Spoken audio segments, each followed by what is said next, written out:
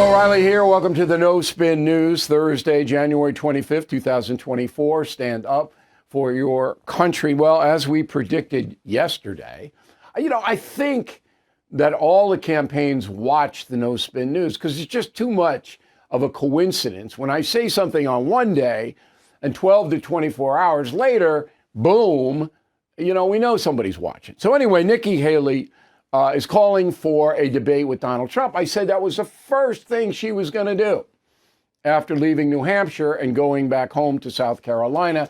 And that is the first thing she did. I debated the debate thing with Sean Hannity. I mentioned it yesterday. It's a good debate on the radio, and it's on BillO'Reilly.com, free. You don't have to be a premium member. You don't have to juggle. You just go there and pop it up. Hannity doesn't think that Trump should debate, and I do. I think it would be a mistake for Donald Trump not to debate Nikki Haley. I think he'd benefit from it, big time. So the Haley challenge is the subject of this evening's Talking Points Memo. The former ambassador to the United Nations, governor of South Carolina, is 52 years old. Donald Trump is 77. Okay, so Haley's saying he's an old guy. He's in decline cognitively. There's no difference between him and Biden. They're both old guys. They're both diminished. And she wasted no time putting that out there. Go. And so he got upset and he said that he would take one and he'd challenge me to one and that he would beat me. Maybe he would, maybe he wouldn't. But what I said is, okay, well, if that's the case, then get on a debate stage and let's go. Bring it, Donald. Show me what you got. All right. So she's talking about a cognitive test and whatever. Now, Haley's smart to do that. She got no chance to win, even if she whacks Trump in a debate, which to me would be almost impossible if Trump just stayed on how he governed. I mean, if he starts making fun of her dress and things like that, all right.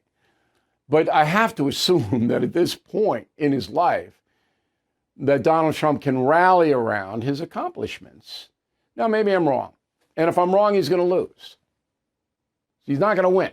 If he continues the personal stuff, the immature stuff, the election stuff, the January 6th stuff, all of that should be right out the window.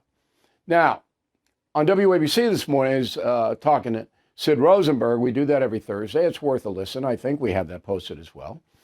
And Rosenberg said, well, Trump can't change that much because his audience is expecting him to be feisty and confrontative. He can be that. You can be that. I do it all the time. All right, I'm about as confrontational a broadcaster as you're going to find anywhere in the world.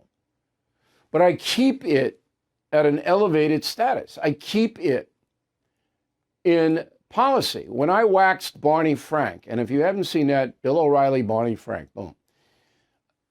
There was anger there in the air there, because Barney Frank, in my opinion, and we proved it, was lying. But it was about an issue.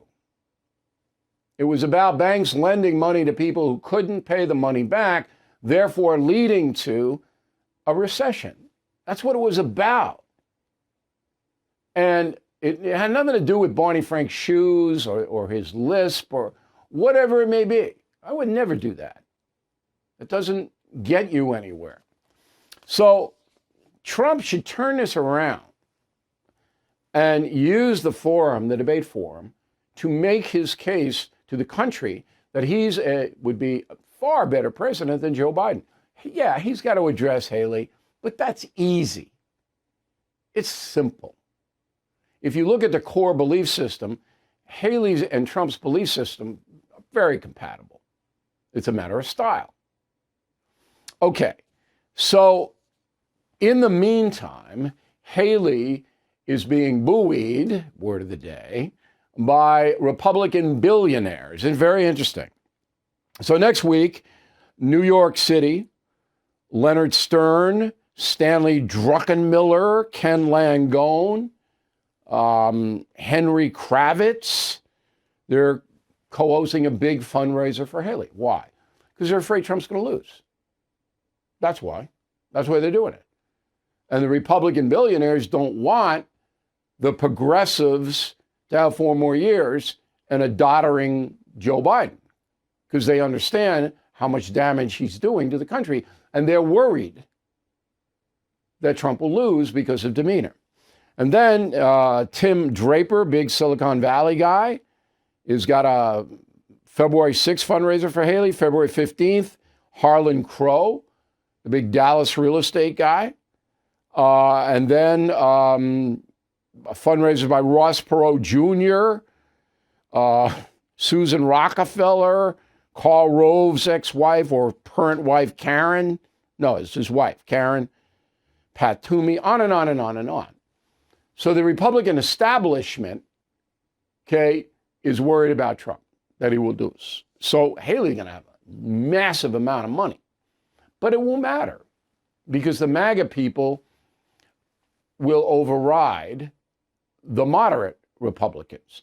I wrote a message of the day on BillO'Reilly.com. This is the third tip now. First we got Hannity, then we got Sid on WABC, now we got message of the day. Excuse me. And I pinpoint why Trump overwhelms Haley among Republicans. And it all has to do with anger. Okay? So you might want to read that. In a CNN exit poll in New Hampshire, 70% of those who voted for Nikki Haley on Tuesday aren't Republicans. But what does that tell you? That the Republican MAGA people, the folks, are going to vote for Trump. And it doesn't matter how much money Haley raises. And it doesn't matter what she does in a debate. They're going to stand by their man. And that's a memo. All right, Joe Biden goes to Minnesota, Wisconsin. He lands in Minnesota, goes over to Wisconsin. There's a bridge, John Blatnick Memorial Bridge. Okay? So Biden's going there to announce federal government's going to kick $5 billion with a B into this bridge for 34 billion trillion, I should say. I can't even keep track of it. $34 trillion debt in this country. And Biden's running around going, hey, want a few billion? Hey, Zelensky, you want 65 more billion? Yeah, hey, here you go. Hey, there you go. Border, or no, we need billions. Hey, come on. This is so irresponsible.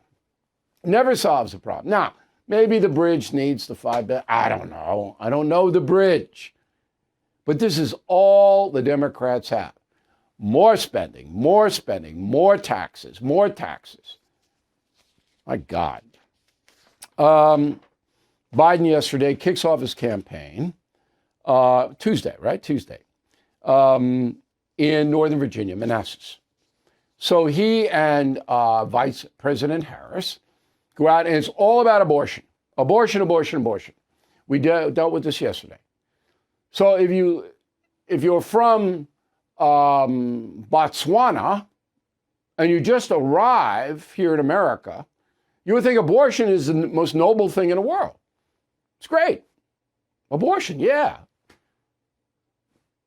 It's a destructive procedure. Necessary sometimes, absolutely. Save a mother's life from catastrophic health, necessary, but not noble. So Biden says it is. More abortions are better. There isn't, and I have my research team, he has never said, Joe Biden, since he has been vice president or president, that there should be any restraints on abortion. None. Whatever time you want, 9th month, whatever reason, you got a headache, panic attack, whatever, oh, Joe's okay with it. All right, so the bishop, Catholic bishop, in Northern Virginia, a man named Michael Burbidge, puts out a statement. Here it is. President Biden has made abortion the centerpiece of his campaign. At a rally in Manassas, he advocated for codifying Roe v. Wade into law. It is incredibly devastating to know President Biden would place choice above his sacred duty to protect life. Despite what this administration claims, taking the life of an innocent child is never a choice. Women who are facing unexpected or difficult pregnancies deserve assistance that affirms and supports life, not destroy it, unquote.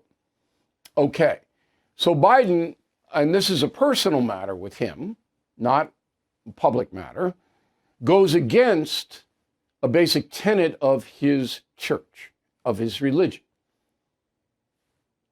Now, while we couldn't find any restraint in the past 15, 20 years, we went back further on Biden. Listen to this. This is amazing. In 1977, while he was a senator from Delaware, there was a compromise to allow Medicaid, that's government-run funds for the poor, to fund abortions. Biden voted against it. 1977. No public funds for abortion, Joe Biden. All right. 1981, same thing. Rape and incest then were included in this Medicaid situation. Biden had rape and incest taken out. 1981. 1986, he told a Catholic newspaper, abortion is wrong from the moment of conception, unquote. That's 1986. So here we have a man who has done a complete 180 on a moral issue with no explanation. None. Now, I've told you and told you and told you, Joe Biden believes in nothing. There isn't anything he believes in. There's no moral compass, no moral foundation. He's a man of no seasons. Whatever propels him to power and wealth, and you'll see, that's coming, okay, he's going to do. That's pretty despicable, in my opinion. All right, Jill Biden, just as bad. Firstly, just as bad. But she doesn't parade around as the Catholic of the Year like her husband does. So she is bringing Kate Cox, 31 years old, Dallas, Texas, mother of two. Ms. Cox had to have an abortion, in her opinion, and her doctor's opinion as well, because she was pregnant with a rare disorder that increases the risk of stillbirth. So she couldn't get the abortion because she was 20 weeks pregnant. In Texas, she had to leave the state to get it. Very tragic situation. Right? No matter where you stand on the issue, my God. So she's coming to the State of the Union as Jill Biden's guest.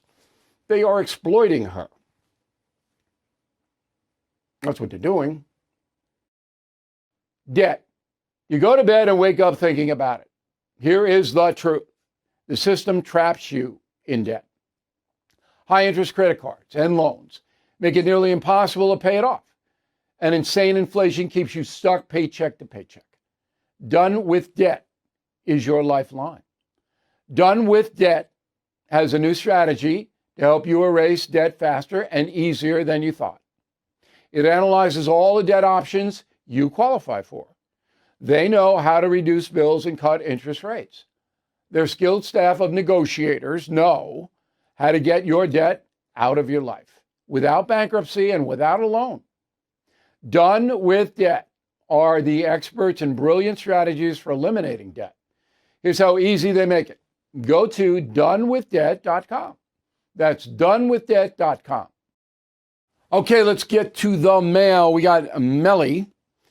Any other Catholic that would run out publicly and endorse abortion would have to answer to the church, yet Joe Biden skates through it without any penalty. Not where I am. The Roman Catholic authorities here in the Northeast, they don't sanction people. They don't. And that's a bone of contention. But the bishops don't want any controversy. They don't. So that Joe Biden is not denied communion except in San Francisco, very conservative archbishop there. I think the guy in Northern Virginia that we quoted earlier, I think he has told Biden, don't show up here. But Joe Biden can walk into 90% of the American Catholic churches and get communion. And that's just the way it is. George, concierge member, thank you, George. O'Reilly says Trump should debate Haley. Then O'Reilly admits she will try to slime him. Then O'Reilly admits that before any words are uttered, the press will declare Haley the winner.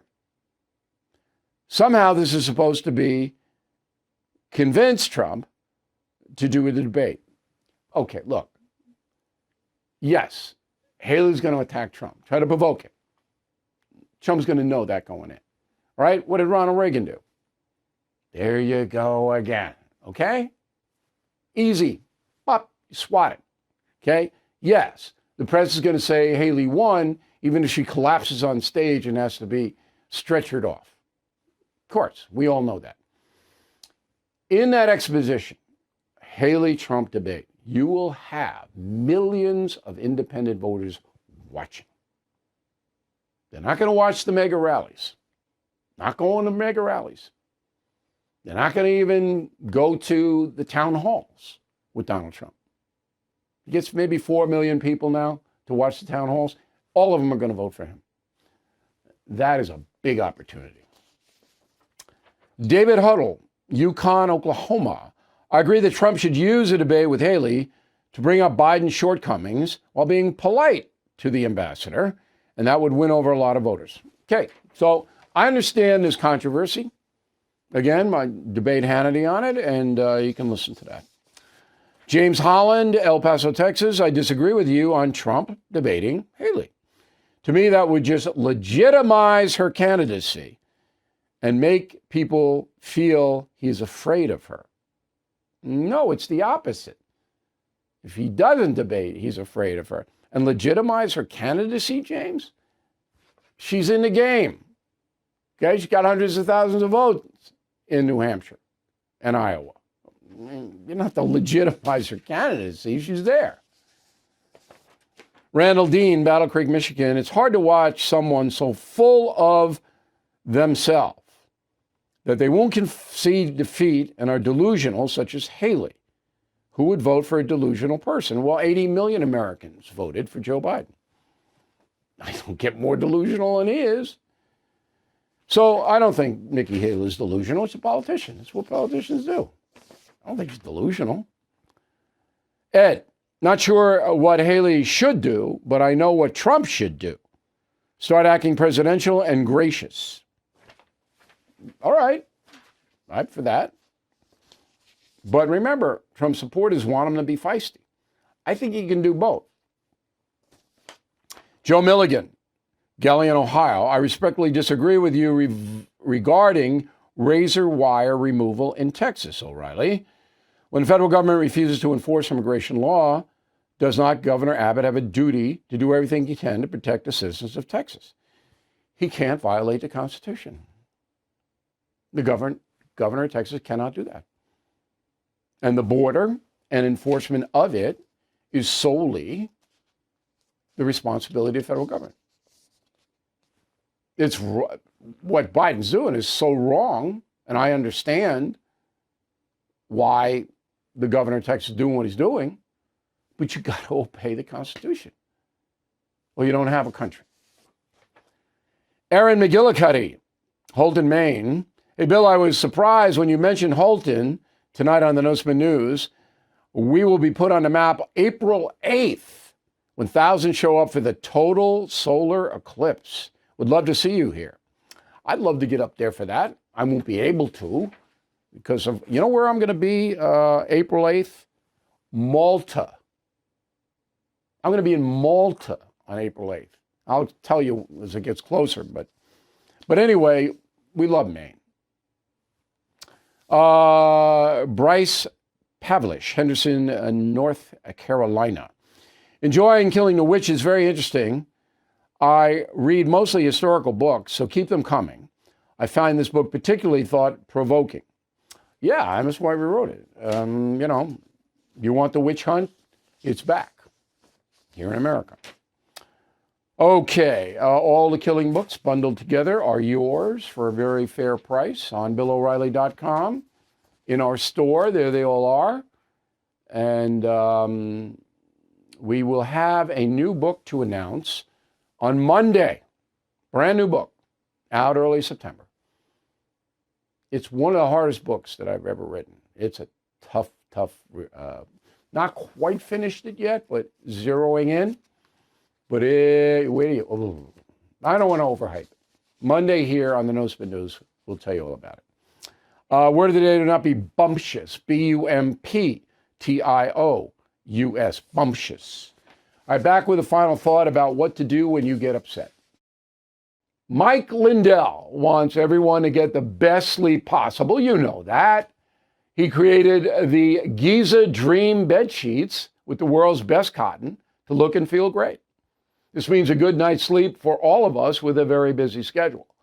Giza sheets are ultra soft and breathable and come in a variety of sizes and colors. They come with a 60-day money-back guarantee, 10-year warranty, and for a limited time are 50% off. So please go to mypillow.com, click on the radio podcast square, use promo code BILL. You will find this amazing offer and many other deep discounts on all MyPillow products, including the MyPillow 2.0 mattress topper, MyPillow kitchen towel sets, and many more. Please call 1-800-869-0298, 800-869-0298. Use promo code BILL. MyPillow.com, promo code BILL. Let me tell you a story about a guy named Leo Grillo. Leo was on a road trip, came across a Doberman. His dog was severely underweight, clearly in trouble. Leo rescued that Doberman and named him Delta. And this inspired Leo to start Delta Rescue, the largest no-kill, care-for-life animal sanctuary in the world. They have rescued thousands of dogs, cats, and horses. Do you know what Leo's mission is? Dedication and everlasting love to the animals. That will be Leo's legacy. Delta Rescue relies solely on contributions from people like you and me. Speak with your estate planner because there are tax-saving estate planning benefits. You can grow your estate while letting your love for animals live well into the future, leaving a legacy for those animals who need it the most. So please visit deltarescue.org today to learn more. Okay, final thought of the day. We all get upset, and well, there may be a few exceptions. There are people who just don't have any emotion, but most people, okay. And there's nothing wrong with that, particularly if it's righteous. Somebody offends you, does something mean to you, does something wrong in your presence, whatever. It's natural. But there's a way to do it. And I have spent some time in Asia. All right, you can't call it the Orient anymore. I don't know why you can't call. If anybody knows why you can't call it the Orient anymore, please let me know. Bill@BillO'Reilly.com, Bill@BillO'Reilly.com, name and town, of course. But Orientals, the Orient, no. The woke people, no, you can't do that. You're a racist if you, okay. So I've spent some time in Asia. And the societies over there obviously are different than they are in the West. So Asians don't like to show emotion. They're stoic. They're passive in the face of personal interactions, okay? And some of that's bad. Some of that, you want people to be kind of upfront. But some of it is good. So my rule now, and I sometimes don't obey my own rule, is I wait 48 hours, 2 days. If it's a serious situation that has gotten my attention emotionally, I wait 48 hours. Because I'm Irish. Irish people have a tendency to, boom, lash right out, right? And I've done that my whole life. I'm a good lasher out. But it has not helped me. So I'm rethinking it. So I try to wait 48 hours before I respond to anything emotionally that I feel is wrong. Now, if it's crazy stuff, you got to respond right then. So if it's a little kid jumping up and down, screaming and yelling, hitting himself in the head with a plate, Hey. But if it's an insult, a slight, a controversy, 48 hours will give you perspective, give you time to think about the most effective way to do it. Now, a lot of people don't want to do that. They like the emotional displays. They like getting all crazy. You know them. You know them. They love it. The more emotional display, the better. It's fun. It's lively, whatever it may be. But if you really want to solve problems and you really want to handle yourself in a way that's most effective, adopt the Asian outlook. Step back, note it, don't let it go. I mean, particularly if it's serious. If it's not serious, then you can. But if it's serious, somebody insults you, somebody's doing something terrible, don't let it go. But give yourself time to formulate a strategy. That is the final thought of the day. So we got a Sunday column about President Biden and all the people who are becoming addicted to narcotics and dying. Where do you see the stats that I'm going to present on Sunday? Horrifying. Joe Biden care? No, not at all. You never hear him talk about it, ever. Doesn't care. And then we'll get into why he doesn't care. So that's something. We're going to tell you about the new book on Monday. And then next week, got a big, strong lineup as the best election coverage in the country continues. Thank you for watching No Spin News. I'm Bill O'Reilly. Have a great weekend. We'll see you on Monday. Thank you for watching the No Spin News. To watch the full episode anytime on BillO'Reilly.com, please sign up to become a premium or concierge member. Visit BillO'Reilly.com to sign up and start watching today.